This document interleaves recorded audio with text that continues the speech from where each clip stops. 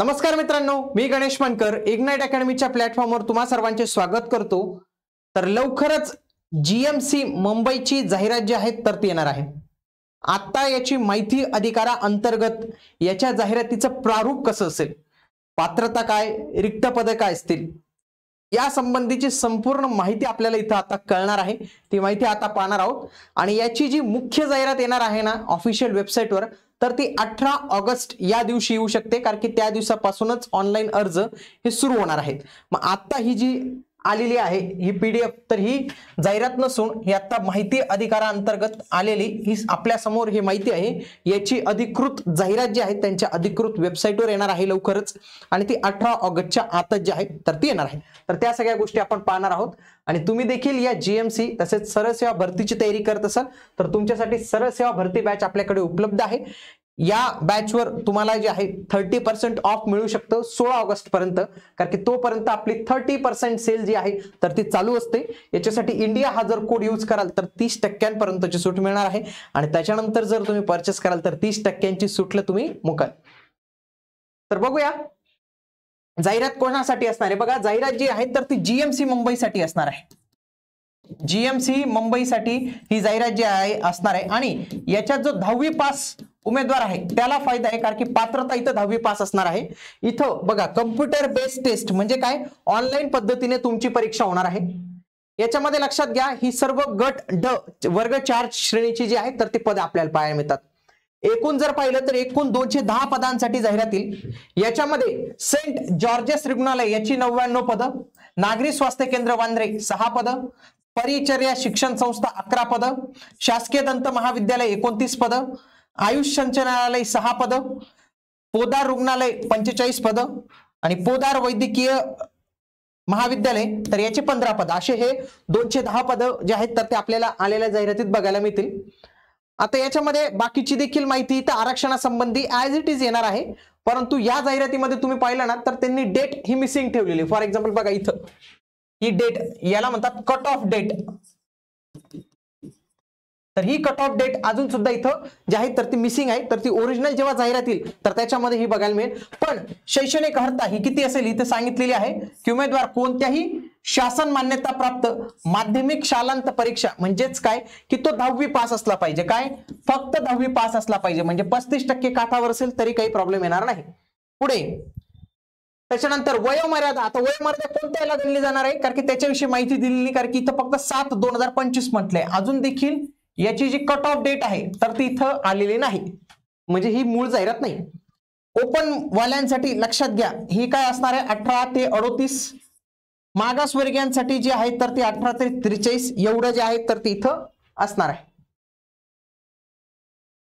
पुढे याच्या परीक्षेचे स्वरूप कसं असणार आहे, ज्या पद्धतीने इतर जीएमसीचं होतं सेम तसं असणार आहे। मराठीचे 25 प्रश्न 50 गुणांसाठी, इंग्रजीचे 25 प्रश्न 50 गुणांसाठी, सामान्य ज्ञानचे 25 प्रश्न 50 गुणांसाठी, आणि बौद्धिक चाचणी अंक गणित 25 प्रश्न 50 गुणांसाठी, 100 प्रश्न 200 गुण, आणि जो तुमचा कट ऑफ म्हणजे तुमची जी अंतिम निवड होईल तर ती 200 गुणांच्या आधारे होणार आहे। म्हणून तुम्हाला या 4 सब्जेक्टची तयारी जी आहे तर ती करावी लागणार आहे। आणि आपल्या या ज्या बॅच मध्ये आहेत तर ते आपण 4 या सब्जेक्टची तयारी करून घेतो, म्हणजे मराठी, इंग्लिश, गणित, बुद्धिमत्ता आणि सामान्य ज्ञान, तसेच चालू घडामोडींचे देखील लेक्चर्स तुम्हाला या बॅच मध्ये जे आहेत तर ते बघायला मिळतील। ओके, त्यासोबतच तुम्हाला वेळ जो असणार आहे 2 तास असणार आहे। परीक्षा ऑनलाईन स्वरूपाची असणार आहे, आणि मोस्ट प्रोबेबली ही परीक्षा टीसीएस घेणार आहे, कारण की आतापर्यंत सगळ्या जीएमसीच्या परीक्षा टीसीएसनेच घेतलेल्या आहेत। त्यासोबत प्रत्येक प्रश्नाला 2 गुण असतील, परंतु इथे एक वाक्य आलेले, ते वाक्य जेव्हा जाहिरात येईल त्यावेळी व्हेरीफाय करावं लागेल। म्हणजेच काय, चुकीच्या उत्तरासाठी 1 गुण कमी करण्यात येईल। आता 50% हे जे असतं ना एवढं डिफिकल्ट नसतं मित्रांनो, कुठे पण निगेटिव्ह मार्किंग सिस्टीम ही 25% असते किंवा 1/3 असते, एवढी टफ म्हणजे डायरेक्ट ही 50%ची झाली म्हणजे निगेटिव्ह मार्किंग सिस्टीम। म्हणून जी मूळ जाहिरात येईल ना त्याच्यामध्ये हा उल्लेख आपल्याला बघणं इथं गरजेचे असणार आहे, की डायरेक्ट 1 गुण वजा होईल, म्हणजे कट ऑफवर खूप मोठा परिणाम जो आहे तर या एका गोष्टीचा होणार आहे। परीक्षेचा दर्जा, परीक्षेचे प्रश्न हे एसएससी लेवल म्हणजे 10वी लेवलचे जे तुमचे काय असतील तर त्या लेवलचे इथं प्रश्न तुम्हाला इथं बघायला मिळणार आहेत। ओके, पुढे ही काही कागदपत्र आहेत जे तुम्हाला आवश्यक असणार आहेत। पुढे परीक्षेचे शुल्क आहे 1000 रुपये आणि 900 रुपये, आणि माजी सैनिकांकडून कुठलेही परीक्षा शुल्क हे घेतले जाणार नाही। अर्ज सादर करण्याचा कालावधी मात्र इथं त्यांनी दिलेला आहे 18/8/2025. म्हणजेच काय मित्रांनो की 18 ऑगस्ट पर्यंत ही जाहिरात जी आहे तर ती येणार आहे आणि 6/9/2025 पर्यंत तुम्हाला अर्ज करण्याचा कालावधी इथं मिळणार आहे. पुढे आता कोणत्या पदासाठी किती जागा आहेत, कारण की गट जागा आहेत. मग त्याच्यामध्ये बघा कक्ष सेवकच्या 39 जागा असतील, सुरक्षा रक्षक पहारेकरींच्या 21 जागा, सहाय्यक स्वयंपाकी बटलर पॅन्टी बॉय तर 9. पुढे हमाल मजूर तर याची 6 जागा, मजदूरच्या 2 जागा, शिपाई कनिष्ठ चपरासी 14 जागा. तर अशा पद्धतीने या संपूर्ण जागा असणार आहेत, रिक्त जागा बघा. आणि त्याच्यानंतर कोणत्या रुग्णालयात किंवा कोणत्या ठिकाणी किती जागा, पुन्हा ते पण क्लासिफिकेशन त्यांनी इथं जे आहे तर ते दिलेलं आहे. तर ते सगळं तुम्ही व्यवस्थित पद्धतीने रीड करून घेणं इथं गरजेचे असणार आहे. तर या सगळ्या गोष्टी असतील इथं आणि लवकरच ही जाहिरात आपल्याला जी आहे तर ती प्रसिद्ध झालेली दिसणार आहे. आणि जर तुम्ही याच्यासाठी तयारी करत असाल तर तुम्ही या बॅचला नक्की एनरोल करू शकतात. त्यासोबतच मित्रांनो जे आहे तर ते आपली जीएमसी भरतीची टेस्ट सिरीज पण आहे, तर ती पण तुम्ही एनरोल जे आहे तर ते करू शकतात.